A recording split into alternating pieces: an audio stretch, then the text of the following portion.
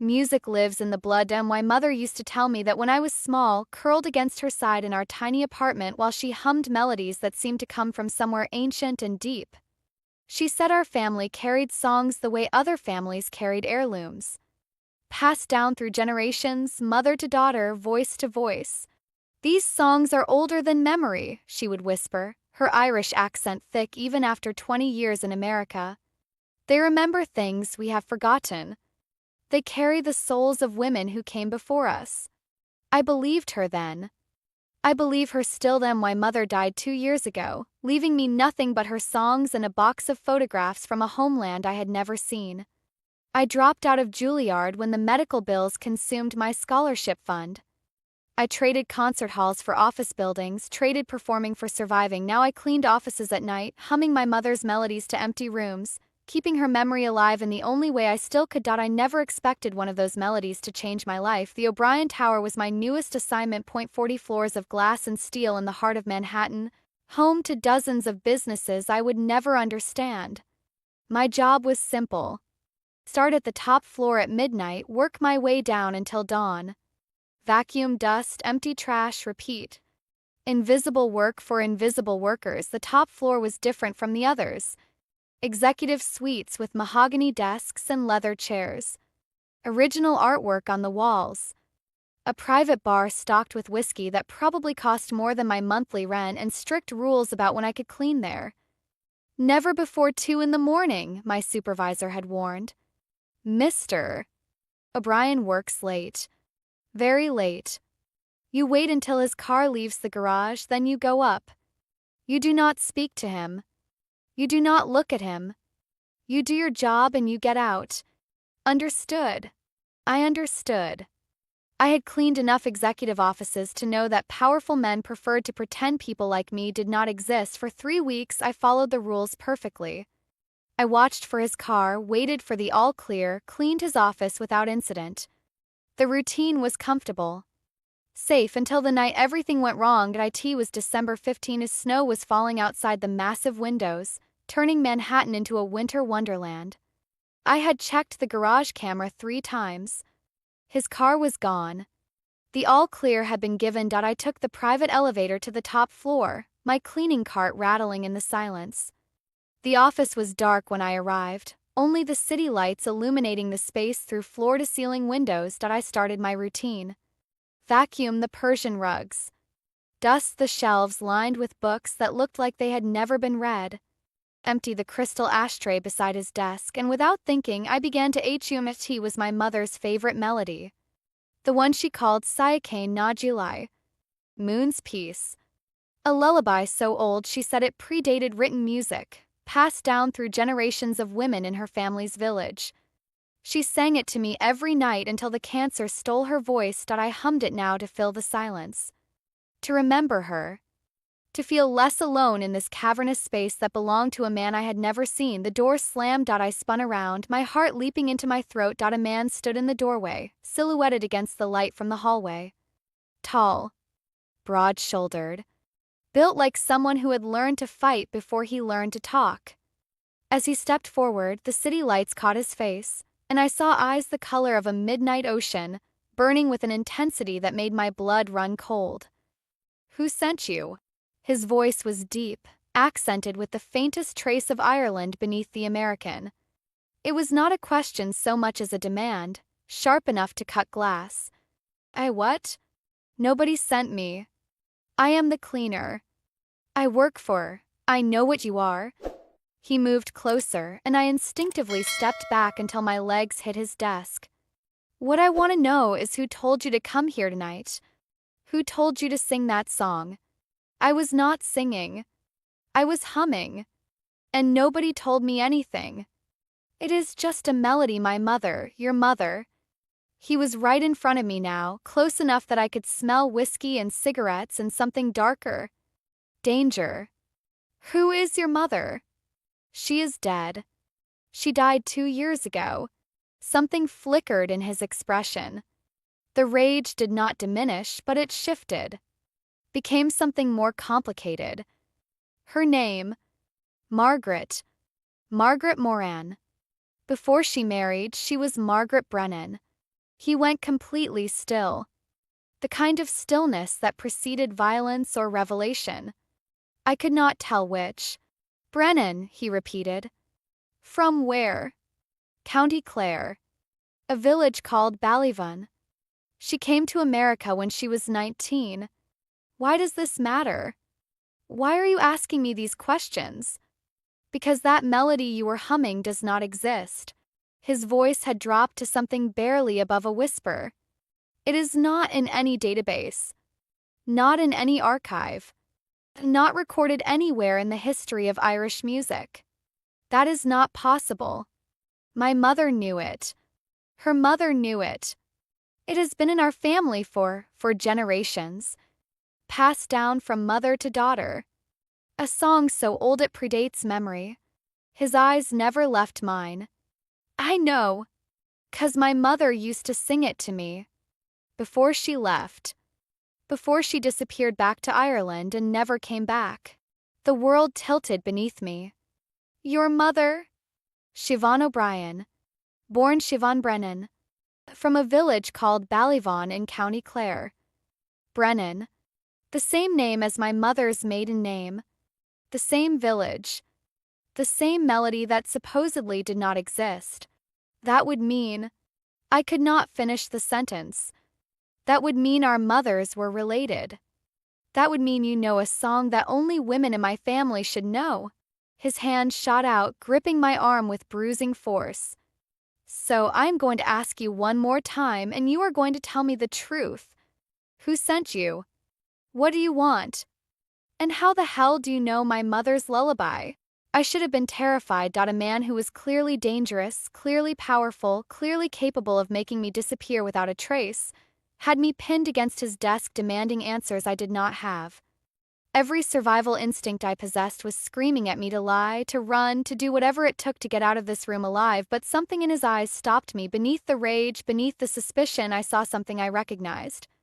The desperate grief of someone who had lost a mother too young. The hunger for connection to a past that had been stolen from them. I knew that grief. I lived with it every day.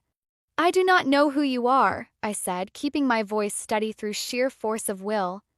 I do not know anything about your family or why you think I was sent here. I am a cleaner.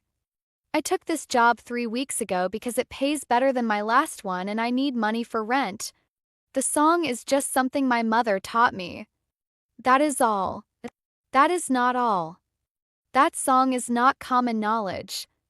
It does not exist outside of what? You said yourself there is no record of it. Maybe that means it was shared between families. Maybe your mother and mine learned it from the same source. His grip on my arm loosened slightly. That is not possible. Why not? You said your mother was from Ballyvan. My mother was from Ballyvan. How many people live in that village? A few hundred? In a place that small, everyone knows everyone. Everyone shares everything. Including songs that have been in my family for centuries. Including songs that might have been in both our families. I pulled my arm free, stepping sideways to put distance between us. I do not know the history. My mother never explained where the melody came from. She just sang it. Every night until she could not sing anymore. He was watching me with an intensity that made my skin prickle. Not with fear anymore. With something else. Recognition, maybe. Understanding. She died, he said. It was not a question. Cancer. 2 years ago. I was with her at the end. I felt tears threaten but forced them back. She sang that melody one last time. Barely a whisper. Then she was gone. The silence stretched between us, heavy with grief we both carried. My mother left when I was 5, he finally said. Went back to Ireland. Never came back. Never wrote. Never called. I spent 29 years thinking she abandoned me because I was not worth staying for. Maybe she had reasons you do not know. Maybe. His jaw tightened.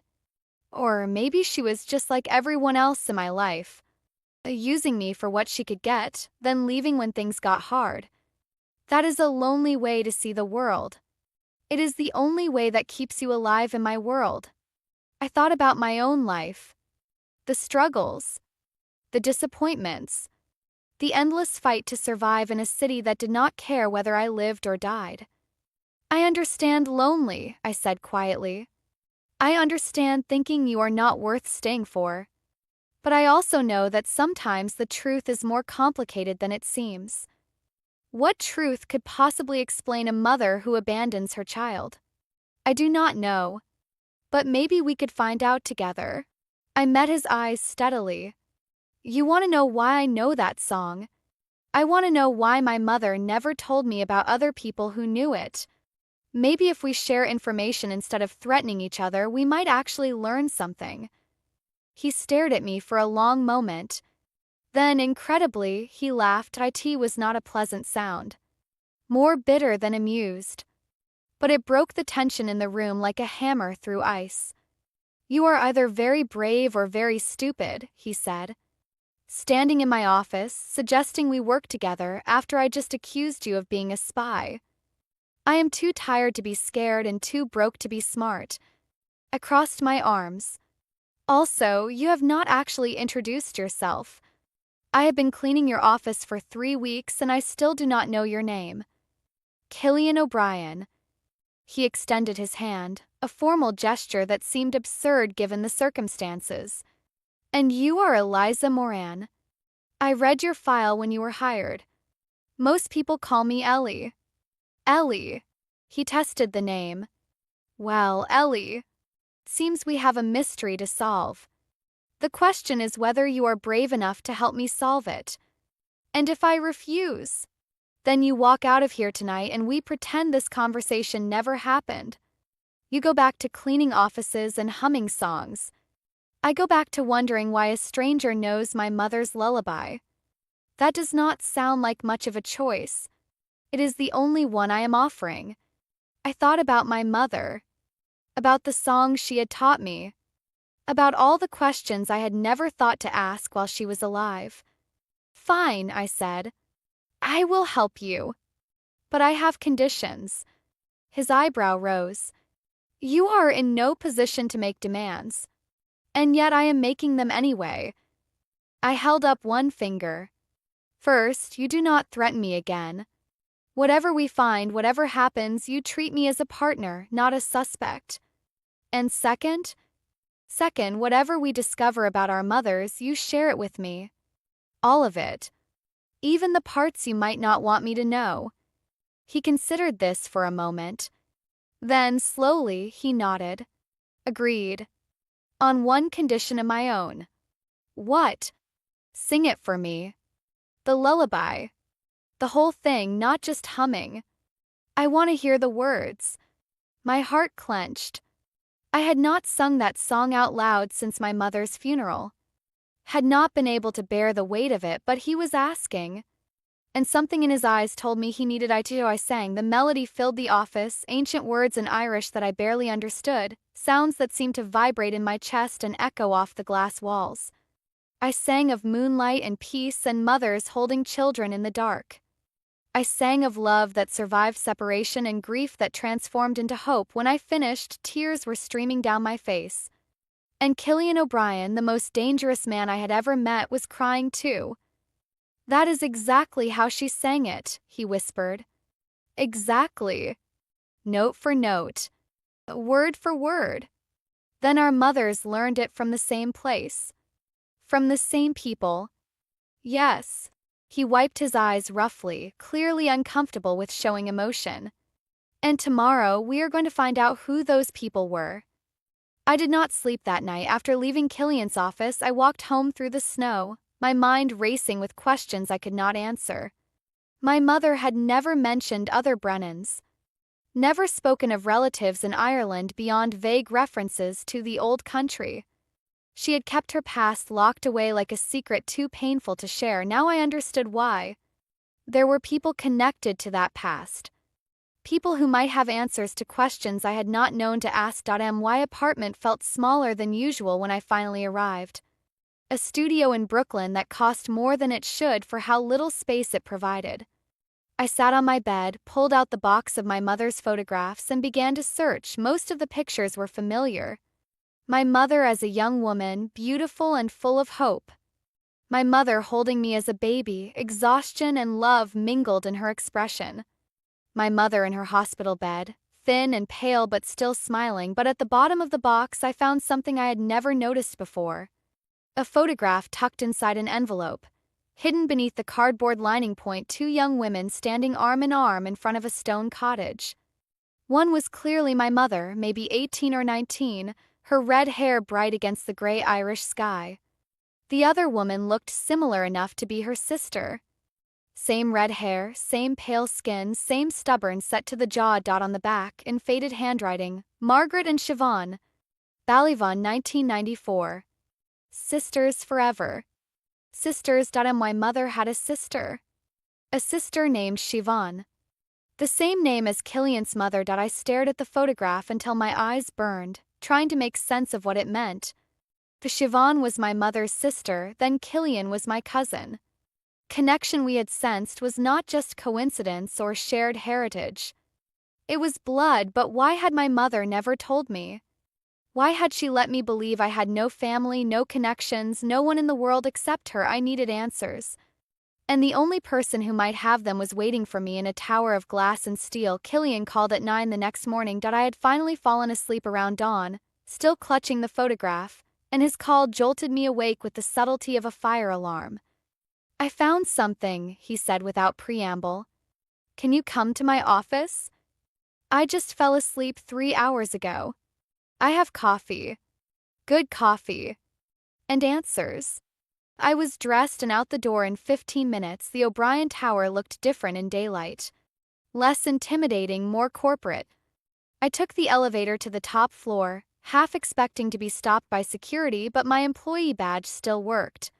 Maybe Killian had made sure of that. He was waiting in his office, looking like he had not slept either. Dark circles under his eyes, stubble shadowing his jaw, but an energy radiating from him that spoke of discovery. Look at this. He gestured to his desk, where documents and photographs were spread in organized chaos. I called my contact in Dublin last night. Had him pull every record he could find on the Brennan family from Ballyvaughan. I approached the desk, my heart pounding. What did you find? The Brennan family has lived in that village for at least 300 years. Farmers mostly. Poor but proud. He pointed to a genealogy chart. Your mother, Margaret Brennan, was born in 1975. My mother, Siobhan Brennan, was born in 1972. 3 years apart.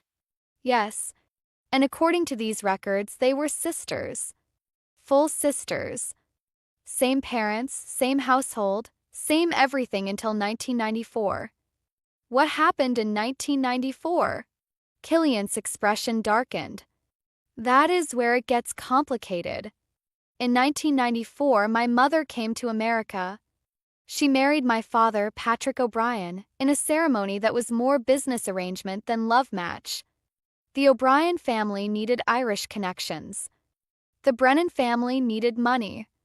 Your mother was sold into marriage? Not sold. Traded. Her family received enough money to save their farm from bankruptcy. In exchange, she became the wife of a man who would eventually become one of the most powerful crime bosses on the East Coast. I thought about my own mother, struggling to survive in New York, working multiple jobs just to keep us fed and housed. Had she escaped the same fate? Had she run from a family that would have traded her too? But she left, I said. Your mother. She went back to Ireland. When I was 5. I remember the night she left. She came into my room, sang me that lullaby one last time, and told me she loved me. The next morning she was gone. His voice was flat, controlled, but I heard the pain beneath it. My father told me she had abandoned us, that she did not want to be a mother anymore. I believed him for years. But now I am not so sure. He handed me another document. This is a police report from County Clare dated 1994. The same year my mother came to America. A young woman named Margaret Brennan reported a disturbance at the family home. She claimed her sister was being forced into a marriage against her will. My breath caught. My mother tried to stop it. She tried. She failed. According to this report, the complaint was withdrawn 2 days later. No charges were filed. And within a month, both sisters had left Ireland. Siobhan to New York. Margaret too. He paused. Actually, I do not know where your mother went first. Boston, I said quietly. She always talked about Boston. She lived there for a few years before coming to New York, running from the same family that sold her sister. Or running from something else. I pulled out the photograph I had found, handing it to Killian. I found this last night, hidden in my mother's things. He stared at the image of two young women, arm in arm, sisters forever. She kept it, he said. All those years she kept a picture of my mother. She never forgot her. Even when she could not talk about her. Killian set down the photograph, his expression unreadable. There is more. My contact found something else. A death certificate. My heart stopped. For who? Siobhan Brennan O'Brien. Died 2019. In a hospice in County Clare. The room seemed to spin. His mother was dead. Had been dead for 5 years. All those years he spent wondering if she might come back, if she might explain why she left, and she had been gone the whole time. I am so sorry, I whispered. Do not be. I made my peace with her leaving a long time ago, but his voice was rough, his hands clenched into fists. What I cannot make peace with is that she died alone, that she spent 24 years in Ireland, never once reaching out, and then died in a hospice with no family beside her. Maybe she thought she could not reach out. Maybe your father, my father is dead, has been for 3 years. If she wanted to contact me after that, nothing was stopping her. I thought about my own mother, keeping secrets until the very end, protecting me from truths she thought would hurt more than help. Maybe she was protecting you, I said. Maybe she thought staying away was the only way to keep you safe. Safe from what? I do not know. But there has to be a reason. People do not abandon their children without reasons. Killian laughed bitterly. You have more faith in mothers than I do. I have faith in the woman who sang that lullaby. Whatever else she did, whatever mistakes she made, she loved you enough to give you that song. That has to mean something. He was quiet for a long moment, staring at the photograph of two sisters who had been torn apart by circumstances neither could control. There is one more thing, he finally said. The hospice kept records. Detailed records of her final months, including a box of personal effects that was never claimed. What was in it? I do not know. But I intend to find out. He met my eyes. Come with me. To Ireland. Help me understand why she left and why she never came back. Ireland? I cannot just fly to Ireland. I have a job. Bills. Responsibilities. You have a job cleaning my building. Consider yourself on paid leave. He held up a hand when I started to protest. This is not charity. This is... I do not know what this is, but I cannot do it alone. And you are the only other person in the world who knows that song, who carries part of my mother's memory. I thought about my own unanswered questions, about the sister my mother had never mentioned, about the family history that had been kept from me my entire life. When do we leave? Tomorrow morning. I have already arranged the flight. You were that sure I would say yes. I was that sure you needed answers as badly as I do. He almost smiled.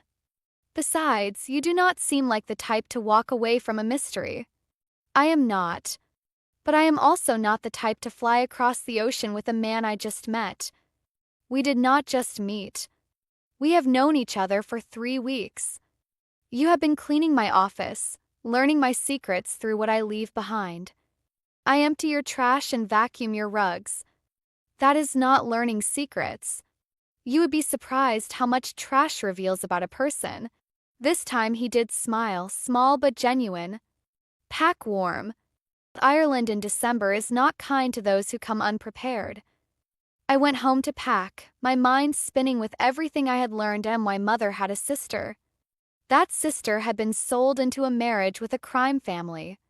She had left her son behind and returned to Ireland, where she died alone 5 years ago, and somehow, through a melody passed down through generations, I had found my way to the son she abandoned. Fate. Coincidence. Whatever you wanted to call it, it felt like something more. Like the universe had been waiting for this moment, arranging pieces on a board until they finally aligned. I packed light. A few changes of clothes.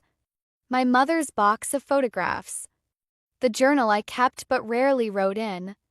And at the last moment, I tucked in a small recording device, the kind journalists used for interviews. Whatever we found in Ireland, I wanted to remember it. Every word. Every revelation. Every answer to questions that had haunted me since my mother's death. Killian sent a car for me at 5 the next morning. The driver was silent, professional, the kind of person who pretended not to hear conversations happening in the back seat. We drove to a private airfield outside the city, where a sleek jet waited on the tarmac. "You have a private plane," I said as Killian met me at the bottom of the stairs. "I have access to one when needed." This qualified as needed. Must be nice to be rich. It has its advantages. He gestured for me to climb aboard. Also its complications. But that is a conversation for another time. The interior of the jet was more luxurious than any space I had ever been in. Leather seats that probably cost more than my car. A full bar stocked with whiskey and wine. Windows that looked out over a city just beginning to wake. "Make yourself comfortable," Killian said, taking a seat across from me. "It is a 7-hour flight. We have time to talk." "About what?" "About what we are walking into." His expression grew serious. "The hospice where my mother died is run by a religious order. Sisters of Mercy. They are not going to hand over her belongings to a stranger who shows up claiming to be her son. But you are her son. I am the son she abandoned. The son she never contacted. The son who, for all they know, could have been the reason she fled in the first place." He leaned back, closing his eyes. "We need to approach this carefully. Gather information before revealing who we are. You want to lie to nuns? I want to protect my family's privacy until I understand what I am dealing with. There is a difference. I was not sure there was, but I let it go. We were committed now. Whatever waited in Ireland, we would face it together." The plane lifted off as the sun rose over Manhattan. I watched the city shrink beneath us, thinking about everything I was leaving behind. My job. My apartment. The life I had built from the ruins of my mother's death, and ahead of us, waiting in a country I had never seen, were answers that might change everything. I could not wait to find them. Ireland greeted us with rain, not the gentle drizzle I had imagined from my mother's stories, but a sideways assault that seemed determined to soak through every layer of clothing. We landed at Shannon Airport in the late afternoon local time, and by the time we reached our rental car, I was shivering despite my winter coat. "You said pack warm," I muttered, wringing water from my hair. "You did not mention pack waterproof." Welcome to Ireland. Killian started the car, adjusting to driving on the left side of the road with an ease that surprised me. "The weather here has 2 settings. The rain and about to rain. How do you know how to drive here?" "Came once before. Years ago. Looking for answers about my mother." His jaw tightened. "I did not find any." "What happened?" "I went to Ballyvon. Knocked on doors. Questions. Nobody would talk to me. They saw an American with money and an Irish name, and they closed ranks. Maybe they were protecting someone. Maybe. Or maybe they just did not trust outsiders. He pulled onto the main road, heading west toward the coast. This time will be different. This time I have you. Because I am so much more trustworthy than you. 'Cause you are a Brennan. By blood if not by name. And blood still means something in these villages. We drove through the Irish countryside as the afternoon faded into evening. Rolling green hills dotted with sheep. Stone walls that looked like they had been standing for centuries. The villages so small they barely registered before we passed through them that it was beautiful. And sad. And achingly familiar, even though I had never been here before. My mother used to describe this, I said quietly. The green. The gray sky. The way the land seems to breathe. She missed it. Every day. Even when she could not talk about it, I knew she missed it. Killian was quiet for a moment. My mother never talked about Ireland. My father forbade it. Said she needed to forget her old life and focus on her new one. That sounds cruel. My father was cruel. In every way that mattered. His hands tightened on the steering wheel. He built an empire on violence and fear. He raised me to continue that empire. And when my mother tried to protect me from becoming him, he drove her away. Protect you how? I do not know. I was 5 when she left. I barely remember anything except the lullaby and the way she smelled. Like lavender and rain. He glanced at me. You smell like her, actually. Is that strange to say? A little. But I understand what you mean. Sometimes scent triggers memory more than anything else. Yes. He returned his attention to the road. When I walked into my office and heard you humming that melody, it was like being transported back in time. For a moment, I was 5 years old again, and my mother was singing me to sleep. And then you thought I was a spy sent to manipulate you. I am a careful man. In my world, coincidences usually mean someone is trying to kill you. And now? Do you still think I was sent? No. He smiled slightly. Now I think you were found. By fate or coincidence or the ghosts of our mothers. Whatever the cause, I am grateful. We arrived at the hospice as the sun was setting behind clouds. St. Bridget's house was a converted manor, stone walls softened by ivy, surrounded by gardens that probably bloomed beautifully in spring but now lay dormant under the winter gray. A sign at the gate read, Sisters of Mercy Hospice. All are welcome. Let me do the talking, Killian said as we parked. At least at first. What are you going to tell them? The truth. Mostly. He got out of the car and I followed. I have found that partial honesty often works better than complete deception.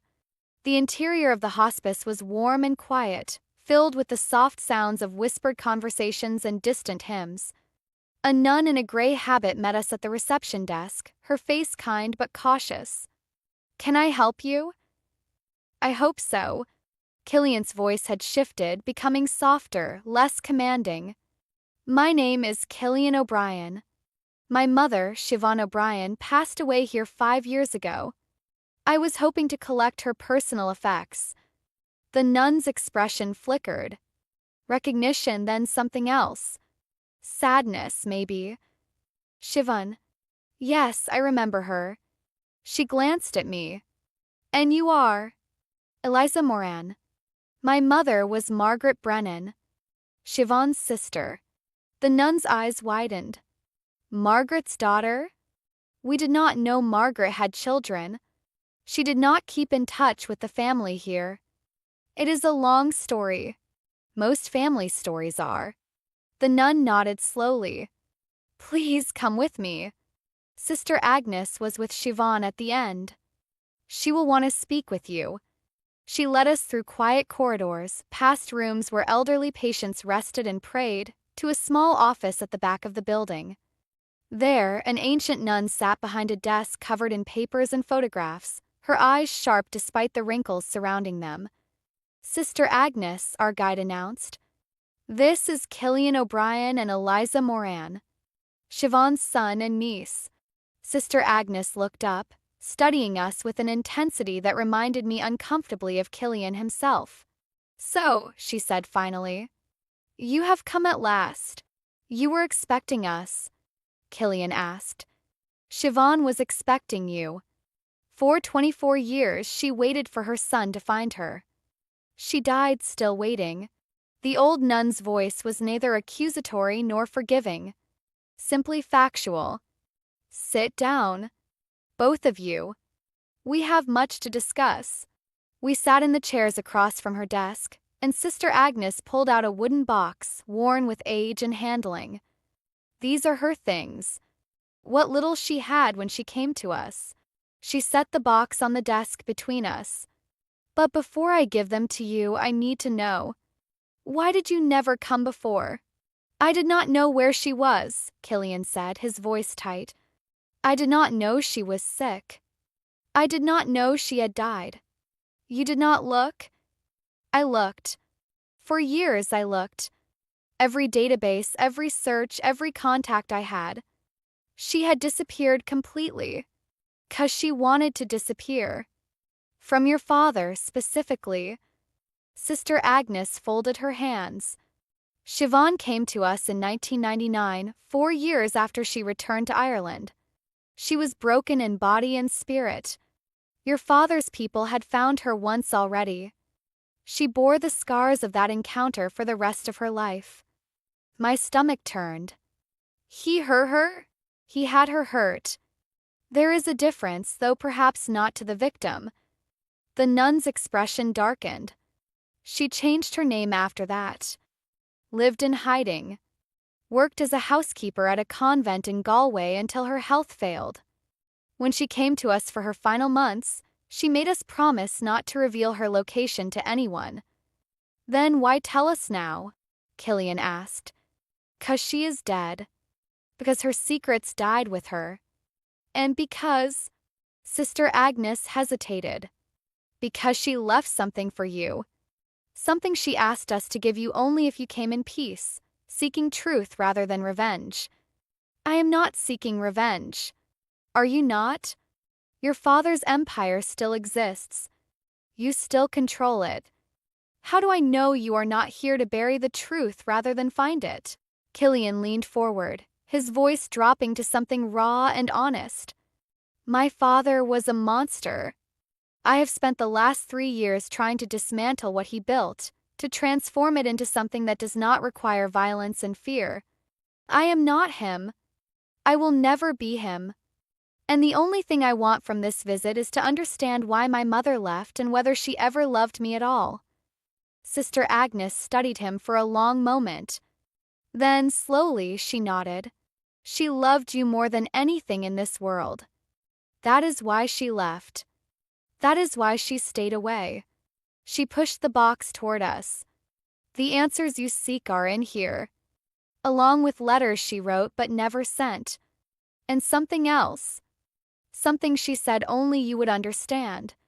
Killian opened the box with trembling hands. Inside were photographs, documents, dried flowers pressed between pages of an old missal. And beneath all of it, a letter in a sealed envelope addressed to my Killian. "Read it," I said softly. "Whatever it says, you need to know." He broke the seal and unfolded the paper. I watched his face as he read, watched the emotions play across his features. Shock, grief, understanding, and finally tears. "She left to save me," he whispered. "My father threatened to have me killed if she did not leave. He said I would have an accident if she ever tried to contact me again." "He used you as leverage," I said, my own eyes burning. "He told her that as long as she stayed away, I would be safe. That the moment she reached out, he would know and I would pay the price." He looked up at Sister Agnes. "She spent 24 years in exile to keep me alive. And when your father died 3 years ago, she was already here, already dying." His voice broke. "She did not have time. She did not have enough time." Sister Agnes reached across the desk and placed her weathered hand over his. "She had peace at the end, She knew your father was gone. She knew you were safe. And she believed with all her heart that someday you would find your way here and learn the truth. She believed in me. Even after everything, a mother's faith does not die easily. Especially a mother like Siobhan. Killian wiped his eyes roughly, then continued looking through the box. He pulled out more photographs, more letters, until he reached the bottom and found something wrapped in cloth. "What is this?" Sister Agnes smiled. "The thing she said only you would understand." He unwrapped the cloth to reveal a small music box, tarnished with age. When he opened it, a melody began to play Sayake Najilai, Moon's Peace, the lullaby that had started everything. "She kept it," he breathed. "All those years. She kept the music box. She wound it every night. Said it helped her feel close to you, even when you were an ocean away." I watched Killian cradle the music box like it was the most precious thing in the world. And in that moment, I understood something important. He was not the cold, dangerous man I had first met in his office. He was a boy who had lost his mother too young and spent his whole life believing she had not loved him enough to stay. And now, finally, he knew the truth. She had loved him more than life itself. She had loved him enough to let him go. We stayed at the hospice until well after dark, talking with Sister Agnes, learning everything she knew about Siobhan's final years. When we finally left, the rain had stopped and stars were beginning to emerge from behind the clouds. "Are you all right?" I asked as we drove toward the village where we had booked rooms. "I do not know." He stared at the road ahead, his grip on the steering wheel white-knuckled. "I spent 29 years hating her, believing she abandoned me because I was not worth staying for. And now you know the truth. Now I know she sacrificed everything for me. Her freedom, her home, her chance to watch me grow up." His voice cracked. "How do I live with that? How do I honor a sacrifice that big? By living well. By being the man she hoped you would become. By breaking the cycle your father tried to trap you in." He was quiet for a long moment. Then, slowly, he reached across the console and took my hand. "Thank you," he said simply. "For coming with me. For helping me find this. We found it together." "We did." He glanced at me, something shifting in his expression. "You know what this means, right? What Sister Agnes told us. That our mothers were sisters. That we are cousins. Yes, by blood." He squeezed my hand. "Does that change things? Between us?" I thought about the connection I had felt since that first night in his office. The pull that had nothing to do with family and everything to do with something deeper. "I do not know," I admitted. "But I think we should find out." "So do I." He did not let go of my hand for the rest of the drive. The village of Ballyvon was smaller than I had imagined. A handful of stone buildings clustered around a tiny harbor, fishing boats bobbing in the gray water, the smell of salt and peat smoke hanging in the air. It looked like a place where time had forgotten to pass, where the same families had lived and died for generations. "This is where they grew up," I said, stepping out of the car. "Our mothers. This is where it all started. It is smaller than I expected." Killian stood beside me, his eyes scanning the village like he was looking for ghosts. Hard to believe so much pain could come from such a small place. Small places hold big secrets. My mother used to say that. We walked through the village, drawing curious glances from the locals. An American couple in expensive clothes was not exactly common here, especially in December. But no one approached us. No one asked questions. They just watched.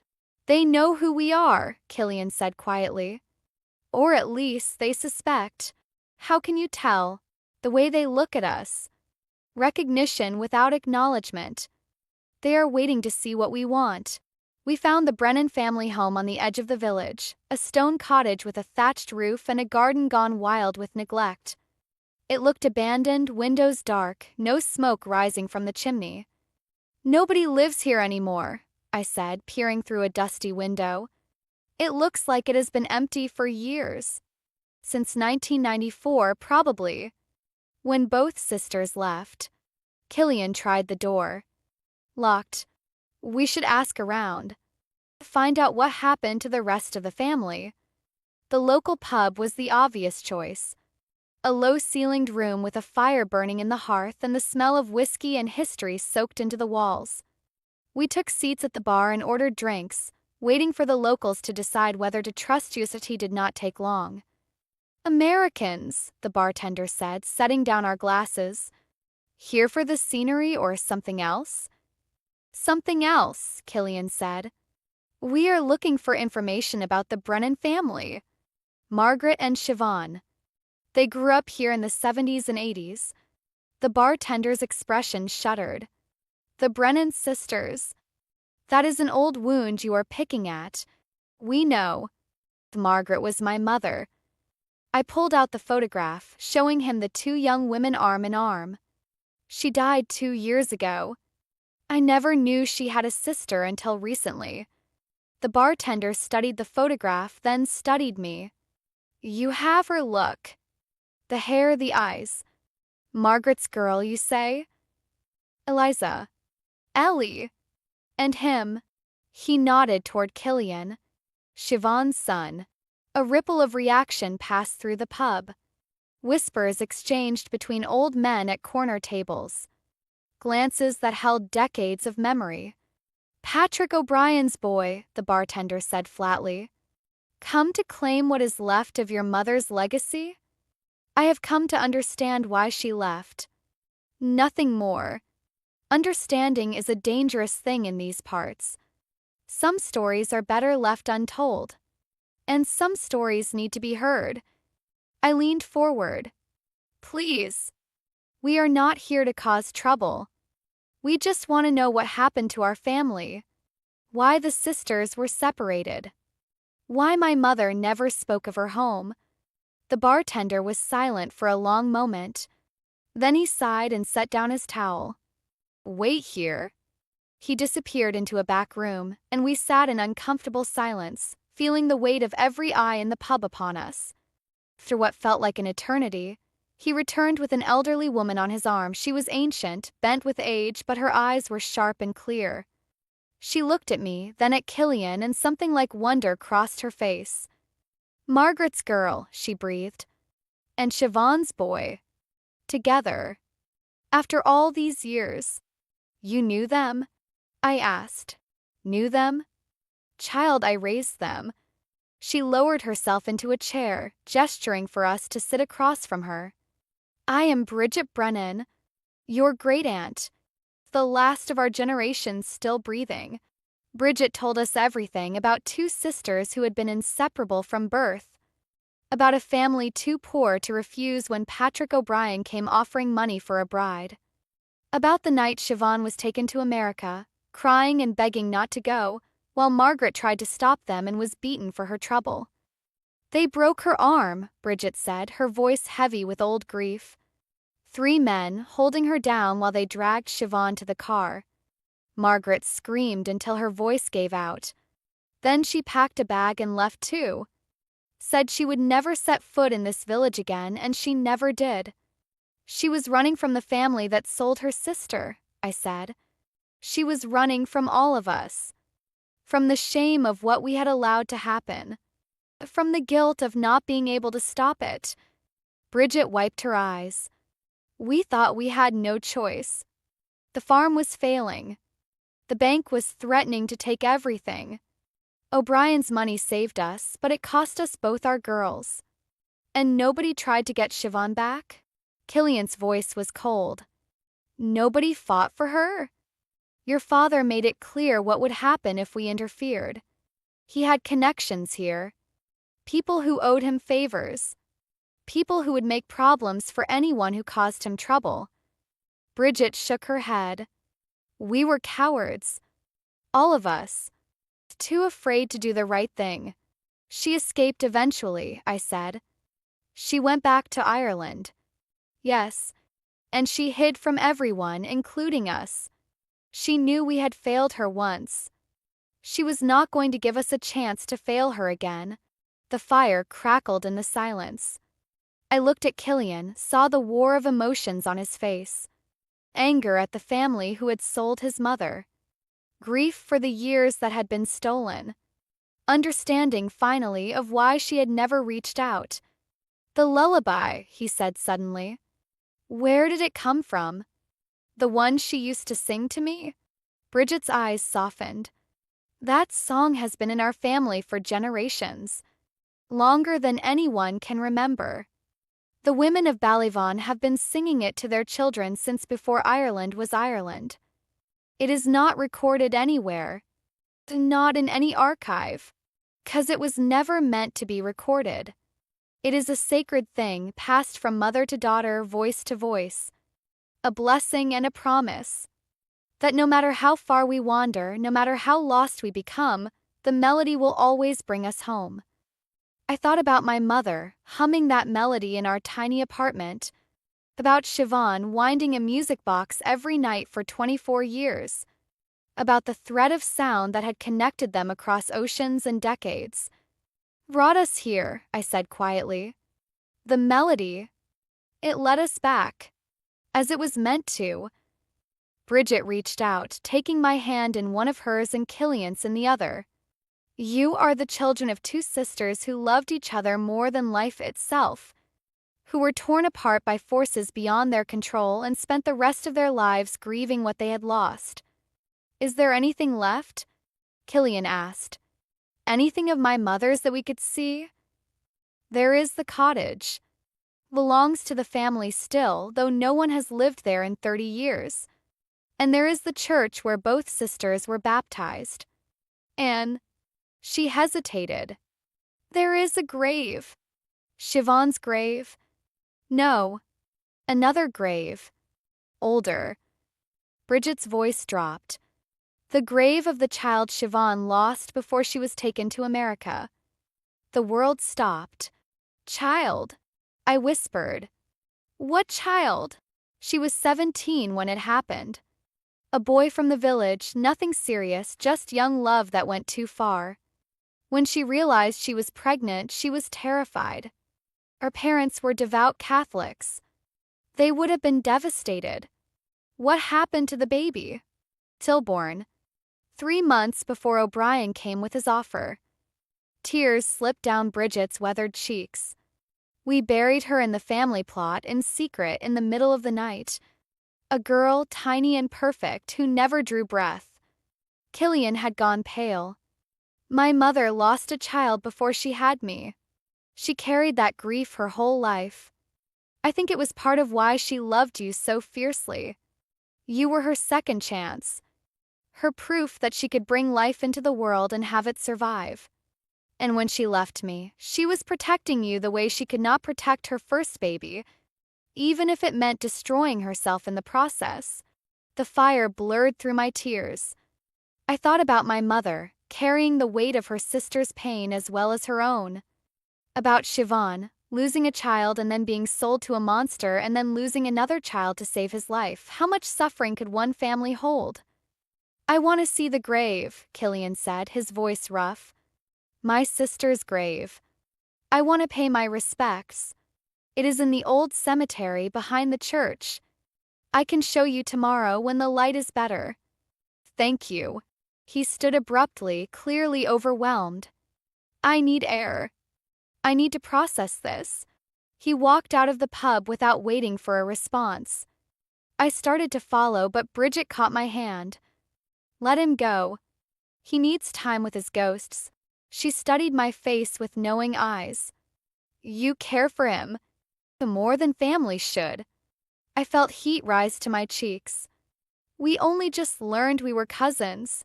Cousins who did not grow up together. Who found each other as strangers. The heart does not always follow the rules of blood." She squeezed my hand. "Be careful, child. Love built on shared grief can be the strongest kind. But it can also be the most dangerous." "What do you mean?" "I mean that you have both lost your mothers. You have both spent your lives searching for something to fill the emptiness they left behind.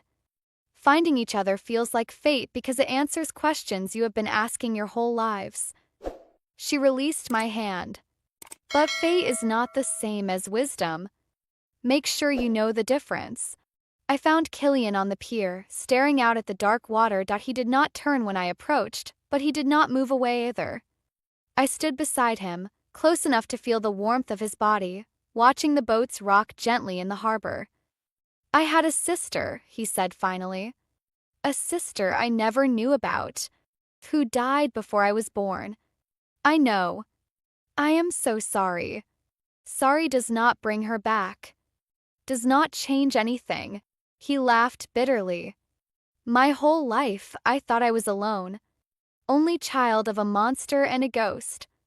And now I learn there was another child before me, another life that could have been. She is still your sister. Even if you never met her. Is she? Can you be siblings with someone who existed before you were a thought in anyone's mind? You can be connected to them. Through your mother. Through the grief she carried.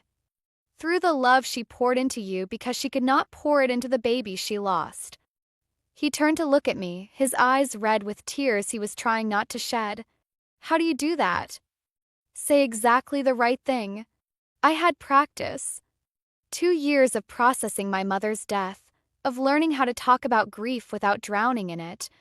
I reached out, touching his arm. It gets easier.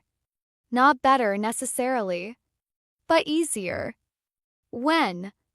I will let you know when I get there. He almost smiled. Then, without warning, he pulled me into his arms. It was not romantic. Not yet. It was the embrace of two people who had lost everything and found each other in the wreckage. I held him while he shook with suppressed sobs, and he held me while I cried for mothers we would never see again. We should go back to the inn, I said finally, when the tears had subsided and the cold had started to seep through our clothes. It is freezing out here. Stay with me tonight. He pulled back, his eyes searching mine. Not like that.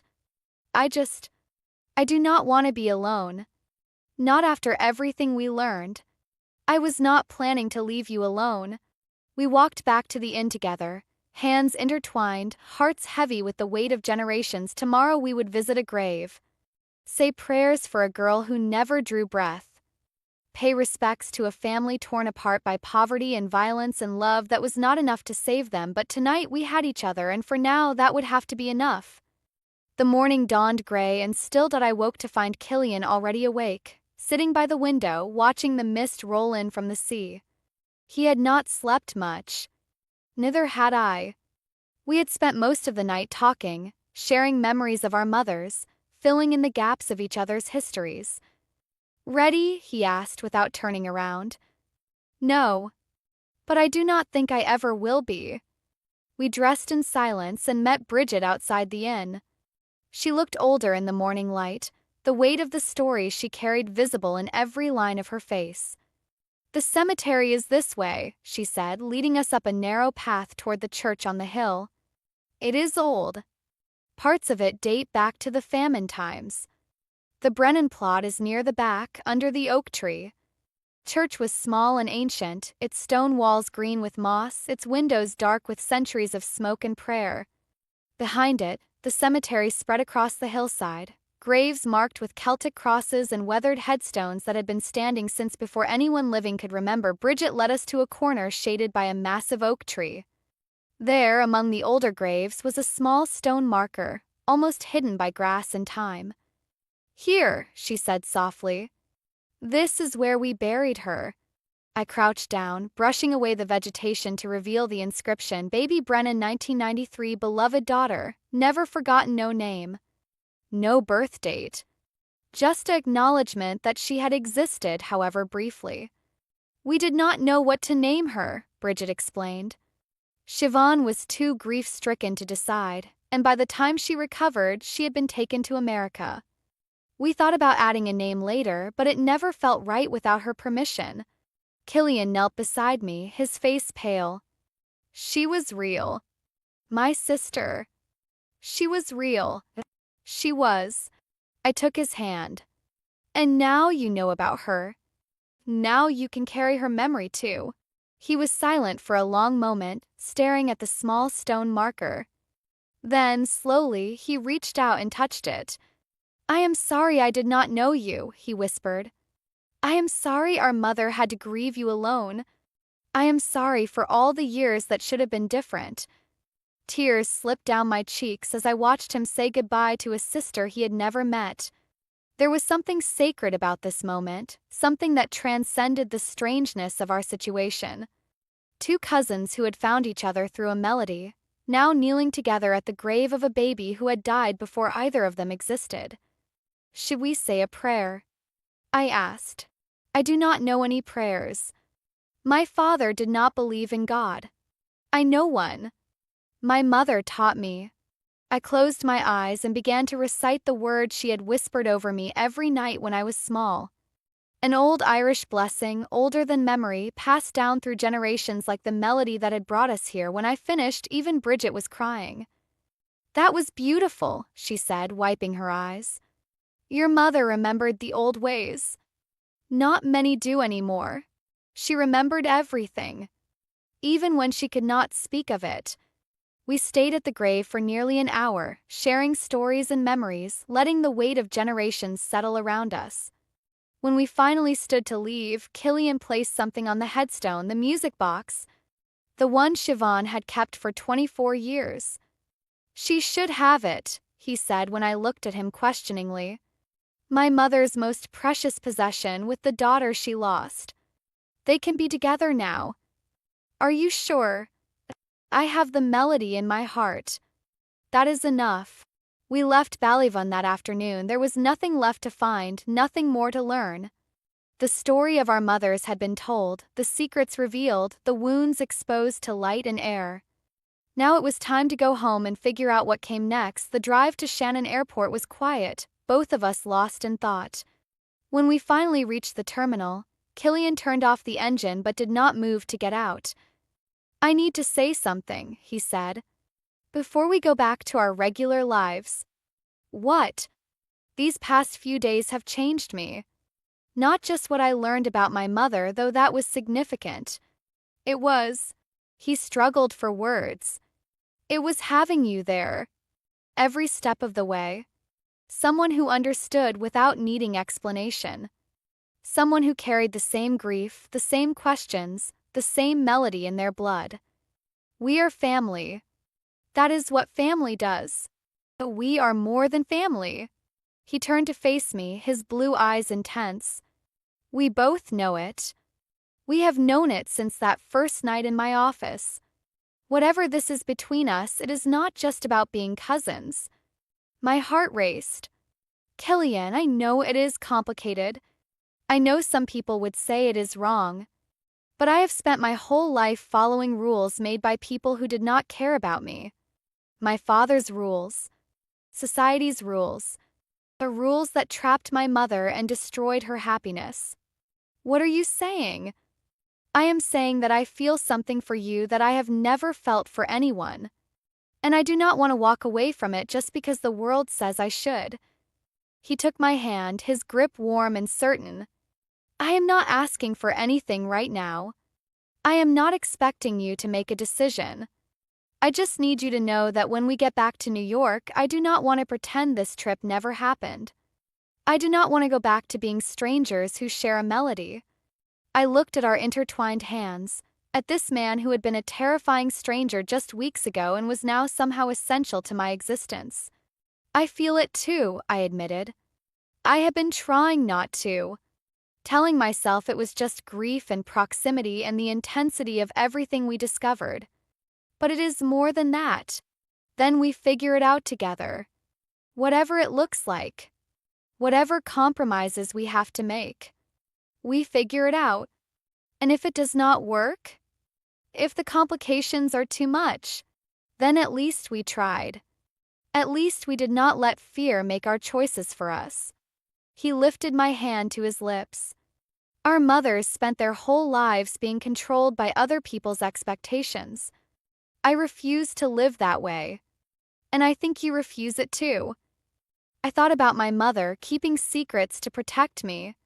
About Siobhan sacrificing everything for her son. About generations of women in my family who had been constrained by rules they did not make. You are right, I said. I do refuse it. Then we are agreed. We are agreed. He kissed my hand, then started the car again. Let us go home. New York welcomed us back with its usual chaos. The flight had been long, filled with quiet conversations and tentative plans. We were not rushing into anything. We could not, given the complexity of our situation. But we were not running away from it either. Killian dropped me at my apartment, promising to call the next day. I stood on the sidewalk and watched his car disappear into traffic, feeling simultaneously exhausted and exhilarated. Everything had changed. And yet, standing in front of my building, surrounded by the sounds and smells of the city I called home, everything also felt exactly the same. My apartment was cold and dark when I entered. I had been gone for less than a week, but it felt like months. Like I had left as one person and returned as another. I unpacked slowly, placing my mother's photograph back on the nightstand, hanging up the clothes I had not worn. And when I finally sat down on my bed, I pulled out the one item I had brought back from Ireland. A small stone from the cemetery. Gray and ordinary, worn smooth by rain and time. I had picked it up from near the baby's grave, a piece of that place to carry with me. I found them, I whispered to my mother's photograph. I found your sister's son. I found the village where you grew up. I found all the stories you could not tell me. The photograph smiled back at me, silent as always. I think I am falling in love with him, Mom. I know it is complicated. I know you might not approve. But he makes me feel less alone. He understands things nobody else could understand. I touched the glass over her face. I wish you were here to tell me what to do. She was not here. She would never be here again. But somehow I felt her presence anyway. In the melody I still hummed without thinking. In the stone from her homeland sitting heavy in my palm. In the legacy of love and loss that had brought me to this moment. I was not alone. I never had been. I was connected to generations of women who had loved and lost and kept fighting anyway. Women who had passed down songs and stories and strength through centuries of hardship. Women who had refused to be broken even when the world tried its hardest to break them. I was one of them now. Part of the chain. Carrier of the melody, and whatever came next, I would face it with the courage they had given me. Killian called the next morning. I have been thinking, he said without preamble. About us. About what comes next. And I want to do this properly. Not rushing. Not hiding. Not pretending we are something we are not. I could hear him taking a breath. I want to take you to dinner. A real dinner. Not a business meeting or a trip to investigate our family history. An actual date. A date. Yes. Is that strange? Given everything? Everything about our situation is strange. A date actually seems fairly normal by comparison. He laughed, and the sound made something warm bloom in my chest. Then you will come? Tonight? I know a place. Quiet. Private. Good food. I will come. Good. A pause. I have missed you. It has only been 12 hours and I have missed you. I missed you too. Then tonight cannot come soon enough. He hung up and I sat there holding my phone, smiling like an idiot at my reflection in the dark screen. This was insane. This was complicated. This was probably a terrible idea that would end in disaster, but it was also the most alive I had felt since my mother died, and for now that was enough. The restaurant was everything Killian had promised, quiet, intimate, hidden away on a side street in the village, the kind of place you would walk past 100 times without noticing. Inside, candlelight flickered on exposed brick walls and soft jazz played from speakers hidden somewhere in the shadows. I found this place years ago, Killian said as we settled into a corner booth, when I needed somewhere to think. Somewhere away from the business and the family and everyone who wanted something from me. It is beautiful. It reminded me of Ireland somehow. even though it looks nothing like Ireland. He smiled slightly. Maybe it was the quiet, the sense of being hidden from the world. We ordered wine and food I could not pronounce, and for a while we talked about nothing important. The weather, the city, safe topics that let us pretend this was a normal first date between normal people, but eventually the conversation found its way back to where it always did. I have been thinking about what Bridget said, I admitted. About being careful. About grief and fate and wisdom. And what did you conclude? That she is probably right. This is complicated. We are complicated. And there is every chance it could end badly. But I am tired of being careful. I have spent my whole life being careful, being responsible, making smart choices that kept me safe but never made me happy. I met his eyes across the candlelight. I do not want to be safe anymore. I want to be alive. Even if alive means difficult, even if it means explaining our situation to people who will not understand. Especially then. I reached across the table and took his hand. We are not doing anything wrong. We are two adults who found each other under impossible circumstances and discovered something real. I refuse to apologize for that. His fingers tightened around mine. I spent 29 years believing my mother abandoned me because I was not worth loving. You helped me understand that was never true. That she loved me enough to sacrifice everything. His voice dropped. You gave me back my mother, Ellie. How could I not love you for that? The word hung in the air between us. Love. Neither of us had said it directly before now. Do you? I whispered. Love me? I do. Against all logic. Against every rule I set for myself about keeping people at a distance. He lifted my hand to his lips. I love you, Ellie Moran. Not because you are my cousin, not because you carry my mother's melody, not because of fate or circumstance. I love you because of who you are. Brave and stubborn and unwilling to let the world tell you how to live. Tears blurred my vision. I love you too. I think I have since that first night when you slammed the door and demanded to know who sent me. I was terrified that night. Not of you. Of what you represented. A crack in the walls I had built around myself. And now the walls are down. And I am grateful every day that you were the one who knocked them over. The months that followed were not easy. Dating someone in Killian's position came with complications I had never imagined. Security details. Cancelled plans when business emergencies arose. The constant awareness that people were watching, judging, wondering about the woman who had appeared in his life so suddenly, but it also came with moments of unexpected beauty. Killian teaching me to cook his mother's favorite dishes, recipes he had discovered among her belongings. Quiet evenings in his penthouse, listening to the music box recording he had made before leaving it in Ireland. Lazy Sunday mornings when the city felt far away and we could pretend we were ordinary people living ordinary lives.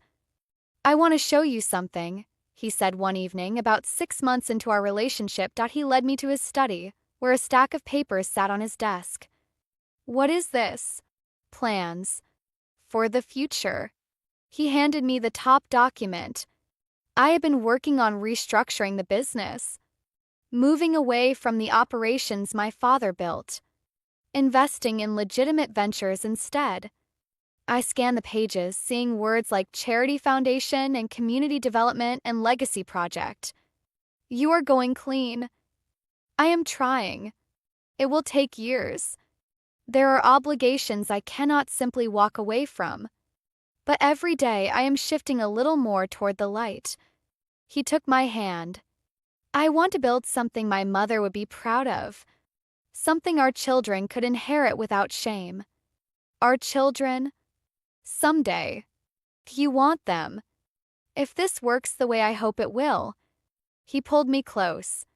I am not asking for commitments right now. I just want you to know that when I think about the future, you are in every version of it. That is quite a declaration for 6 months of dating. I am not good at casual. Never have been. He kissed my forehead. Is that a problem? No. It is actually perfect. A year later, he proposed, not in a restaurant or on a beach or any of the cliché locations I might have expected. He proposed in the hospice garden in Ireland on the anniversary of his mother's death, with Sister Agnes as our only witness. This is where it all started, he said, down on one knee in the winter mist. Where I learned the truth about my mother. Where I began to understand what love actually looked like. It seems right to start our next chapter here too. You planned this. 4 months. I wanted it to be perfect. It is. I pulled him to his feet and kissed him. Yes. 1,000 times yes. We married in Ballyvan that spring, not in the church where our mothers had been baptized, though we considered it. Instead, we held the ceremony in Bridget's garden, surrounded by the flowers she had been tending for decades. The guest list was small. Sister Agnes and a few nuns from the hospice. Declan and his family. My co-workers from the salon I had eventually opened in Brooklyn, a small place where I styled hair and hummed melodies and tried to create beauty in an ugly world, and Bridget, of course, our great-aunt, the keeper of family secrets, who cried through the entire ceremony and declared it the happiest day of her 92 years. Your mothers would be so proud, she said afterward, clasping our hands in hers. 2 children of 2 sisters finding their way back to each other. Finding their way home. This is home now, I said, looking at Killian. Wherever he is. That is as it should be. She smiled through her tears. The melody brought you together. Love will keep you there. 2 years after our wedding, I gave birth to our daughter that we named her Siobhan Margaret O'Brien. A tribute to both our mothers. A promise that their memory would live on. She had her father's dark hair and my green eyes. She was perfect and impossible and the greatest adventure of our lives. She should learn the melody, I said one night, rocking her in the nursery of our home. We had bought a house upstate, close enough to the city for Killian's work, but far enough to feel like a world apart. As soon as she is old enough to understand, she will learn everything. Killian stood in the doorway, watching us with an expression of wonder he still wore every time he looked at our daughter. The melody, the stories, the history of the women who came before her. And someday she will pass it on to her children, and they to theirs. An unbroken chain, stretching back centuries and forward into forever. I thought about my mother, humming in our tiny apartment, about Siobhan winding a music box every night for 24 years, about generations of women in villages I had never seen, passing down a melody that had somehow survived all the way to this moment. Sing it to her, Killian said softly. Please. So I did. The melody filled the nursery, ancient words wrapping around our daughter like a blessing. She stopped fussing immediately, her eyes fixed on my face, listening with an intensity that seemed impossible for someone so small. When I finished, she was asleep. Peaceful and safe and loved beyond measure. She knows it already, Killian whispered. She recognizes it. She has been hearing it her whole life. In the womb. In my humming while I did housework. In the lullabies I sang when I could not sleep. Then it is already part of her. The way it is part of us. He wrapped his arms around both of us, and we stood there in the soft light of the nursery, a family forged from grief and coincidence and a melody that refused to die. Years passed. Siobhan grew into a curious, stubborn child who demanded stories about her grandmothers and learned the melody before she learned the alphabet. We had 2 more children. A boy named Patrick, after a grandfather redeemed in memory if not in life. And another girl named Bridget, after the great-aunt who lived long enough to meet her namesake before passing peacefully in her sleep at 97. Killian completed his transformation of the family business. The O'Brien name, once synonymous with violence and fear, became associated with charity work and community development. It was not a perfect redemption. Nothing ever is. But it was enough, and I found my way back to music, not as a performer. That dream had died when I dropped out of Juilliard. But as a teacher. I opened a small studio in our town, where I taught children the songs their grandmothers had forgotten, where I passed on melodies that had no place in any archive because they lived only in the blood of those who carried them. Sometimes late at night I would sit at the piano and play the harmony to Sayake na Jilai, while Killian sang the words. Our children would gather around, listening with the same intensity one remembered feeling when my mother sang to me. "Why is this song so important?" little Siobhan asked once, when she was old enough to understand that not all families had secret melodies passed down through generations. "'Cause it connects us," I explained, "to the people who came before us, to each other, to something bigger than ourselves. Like magic. Exactly like magic." She considered this seriously. "Will I teach it to my children someday?" "Yes, and they will teach it to theirs. And it will go on forever, as long as there are Brennans and O'Briens to sing it." "Good." She nodded with satisfaction. "I like being part of something forever." I pulled her close and kissed her hair, thinking about my mother, about Siobhan, about all the women who had carried this melody across oceans and centuries. "So do I, baby. So do I." On our 10th anniversary, we returned to Ireland, not just to Ballyvaughan this time. We brought our children to the hospice where their grandmother had died, to the cemetery where their great-aunt was buried, to the village where everything had begun, generations before any of us were born. We stood in Bridget's garden, now tended by distant cousins who had inherited the cottage, and watched our children play among the flowers. "Do you ever regret it?" Killian asked, his arm around my shoulders. "Marrying a man with my history? Taking on all the complications that came with me?" "Never. Not for a single moment. Even when it was hard. Especially then." I leaned into him. "The hard parts are what made us strong. What taught us how to fight for each other. I would fight for you against anything. You know that." "I know. And I would fight for you." I turned to face him.